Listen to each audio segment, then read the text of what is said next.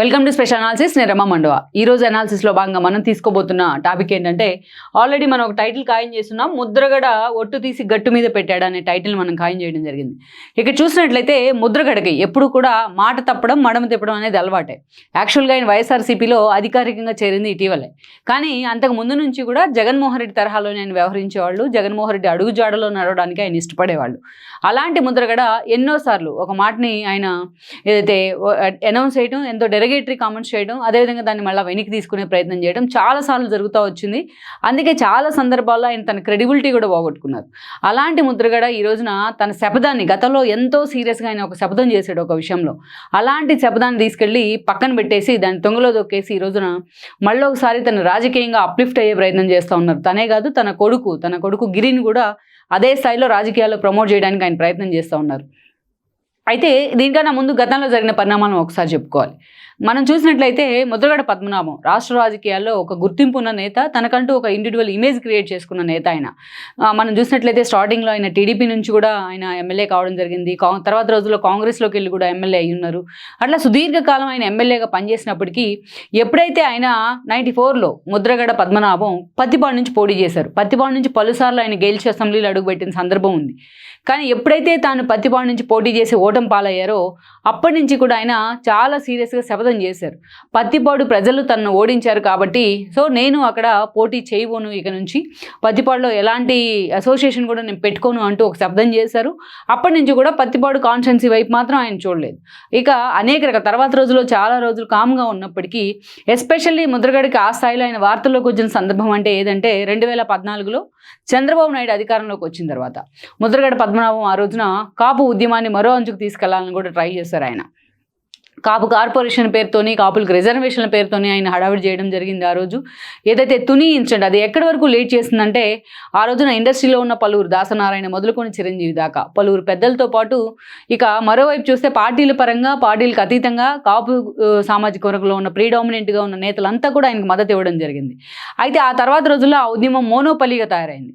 మిగిలిన వాళ్ళందరినీ కూడా కలుపుకెళ్లే విషయంలో కావచ్చు, ప్రభుత్వానికి ఆయన పెడుతున్న డిమాండ్స్ విషయంలో కొంతమంది డినై చేసిన విషయం కావచ్చు. ఇలాంటి విషయాలతో ముద్రగడ్కి వీళ్ళంతా కూడా ప్రత్యేకించి చిరంజీవి కావచ్చు, దాసర్ లాంటి వాళ్ళు ఆయనకి దూరం జరుగుతూ వచ్చారు. అయితే ఈ పరిణామాల తర్వాత మనం చూసినట్లయితే తుని ఒక ఇన్సిడెంట్, అప్పటి నుంచి కూడా ఆయన మీద కేసులు కూడా పెట్టింది ప్రభుత్వం. ఈ ప్రెజర్ కావచ్చు, లేకపోతే చంద్రబాబు నాయుడు ఎన్నికల సమయంలో ఇచ్చిన హామీలు కావచ్చు, ఆనాటి టీడీపీ సర్కారు కాపు కార్పొరేషన్ కూడా ఏర్పాటు చేసింది. ఆర్థికంగా కాపు స్టూడెంట్స్ చదువుకోవడానికి ప్రత్యేక నిధులు కూడా కేటాయించారు. దాని ద్వారా విదేశీ విద్యను కూడా అందించడం జరిగింది.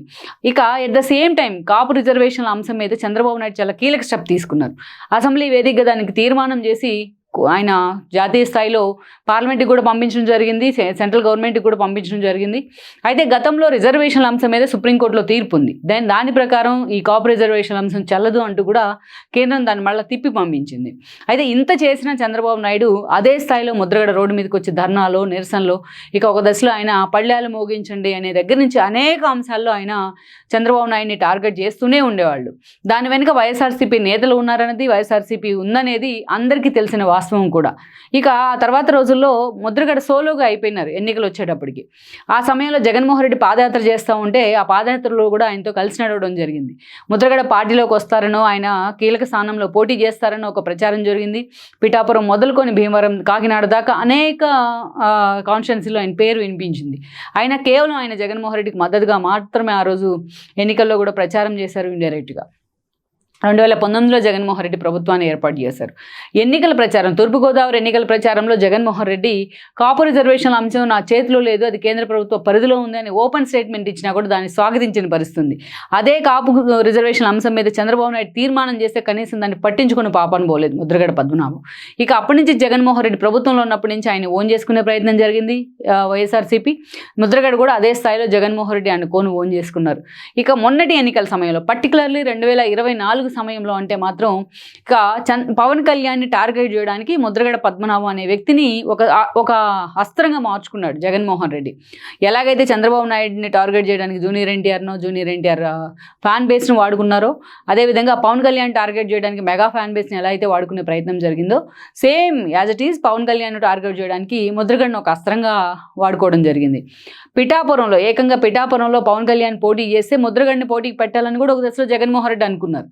కానీ అది అంతగా వర్కౌట్ కాలేదు. ఆయన కొడుకుని పోటీ చేయిస్తారని ప్రచారం జరిగిన అది కూడా వర్కౌట్ కాలేదు. వైఎస్ఆర్సీపీ నేతలతో కూర్చొని ఎన్నో చర్చలు జరిపినా బట్ జగన్మోహన్ రెడ్డి ఆ దిశగా వాళ్ళకి టికెట్ ఇచ్చేందుకు ఆయన సాహసించలేదు. ముద్రగడ కూడా ఆ స్థాయిలో ప్రెజర్ ఇవ్వలేదని అనుకోవాలి. ఇక ఒక సవాల్ మనం గుర్తుపెట్టుకోవాలి ఇక్కడ.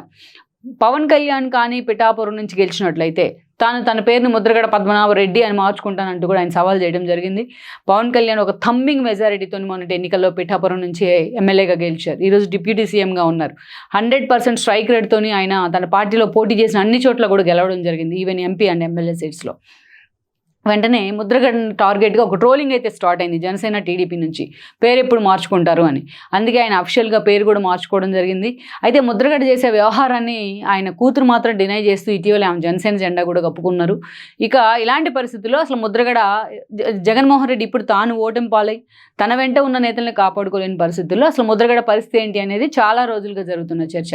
అయితే ఇక ముద్రగడకి ఆప్షన్ లేదు. బీజేపీ అండ్ జనసేన టీడీపీ ఈరోజు కూటమి సర్కార్గా ఏర్పడి ఉన్న పరిస్థితుల్లో ముద్రగడకి ఆప్షన్ లేని సిచ్యువేషన్ ఉంది. ఆప్షన్ లేని పరిస్థితుల్లోనే ఈరోజు ముద్రగడ జగన్మోహన్ రెడ్డితోనే సేల్ అయ్యే ప్రయత్నం చేస్తూ ఉన్నారు. తనకు కూడా అక్కడ ముద్రగడ లాంటి ఒక వ్యక్తి కావాలి కాబట్టి ఈరోజు జగన్మోహన్ రెడ్డి పూర్తి స్థాయిలో ముద్రగడకి ఏది చెప్తే ఆయన అదే పని చేసేందుకు కూడా రెడీ అయ్యారు. ఈ క్రమంలోనే ఈ రోజున ముద్రగడ కొడుకు గిరిని పత్తిపాడు నియోజకవర్గానికి సమన్వయకర్తగా కూడా నియమించడం జరిగింది. గతంలో వరపుల సుబ్బారావు టీడీపీ నుంచి అటు వెళ్లారు, వైఎస్ఆర్సీపీ వైపు ఆయన ఎమ్మెల్యేగా కూడా పనిచేశారు. అలాంటి అతన్ని పక్కన పెట్టి ఈ రోజున పత్తిపాడు కాన్స్టిట్యున్సీకి గిరిని ఏదైతే ముద్రగడ గిరిని అక్కడ సమన్వయకర్తగా నియమించారు జగన్మోహన్ రెడ్డి. ఇక్కడే అందరు గుర్తు చేసుకుంటా ఉన్నారు ముద్రగడ పద్మనాభం గతంలో చేసిన సవాల్ను. పత్తిపాడు వంక నేను చూడను, పత్తిపాడులో అడుగే పెట్టను అని సవాల్ చేసి ఈరోజు ఏకంగా తన వారసుని అక్కడ ప్లాన్ చేయించుకునే ప్రయత్నం చేస్తూ ఉన్నారు. సో పూర్తి స్థాయిలో ముద్రగడ మాట తప్పినట్టు, అదేమంటే మాట తప్పను మడమ తిప్పును అంటూ జగన్మోహన్ రెడ్డి స్టైల్లోనే ముద్రగడ మాట్లాడుతూ ఉంటారు. అలాంటి ముద్రగడ ఏకంగా ఈరోజు తన కొడుకు భవిష్యత్తు కోసం, తన కొడుకు రాజకీయ భవిష్యత్తు కోసం తన శబ్దాన్ని తీసి ఆయన పక్కన పెట్టారు. మొత్తానికి చూస్తే పత్తిపాడులో తన కొడుకుని ప్లాన్ చేసే ప్రయత్నం అయితే చేస్తూ ఉన్నారు వైఎస్ఆర్సీపీ నుంచి. ఇక్కడే ముద్రగడ క్యారెక్టర్ గురించి అయితే చాలా సీరియస్గా చర్చ అయితే జరుగుతోంది. ఏ ఎండకు ఆ గొడుగు పట్టే విధంగా ఆయన రాజకీయాల్లోని పొలిటికల్ పార్టీస్తోని వ్యవహరించిన తీరైతే మాత్రం చాలా సీరియస్గా సోషల్ మీడియాలో కూడా హాట్ టాపిక్ అవుతుంది. లెట్స్ సీ మరి తన కొడుకు రూపంలో పత్తిపాడులో ఆయన చేసిన ప్రయోగం ఎంతవరకు వర్కౌట్ అవుతుంది అనేది మనం చూడాల్సి ఉంది. ఈ వీడియో మీకు నచ్చినట్లయితే please share, like and subscribe R24 Telugu.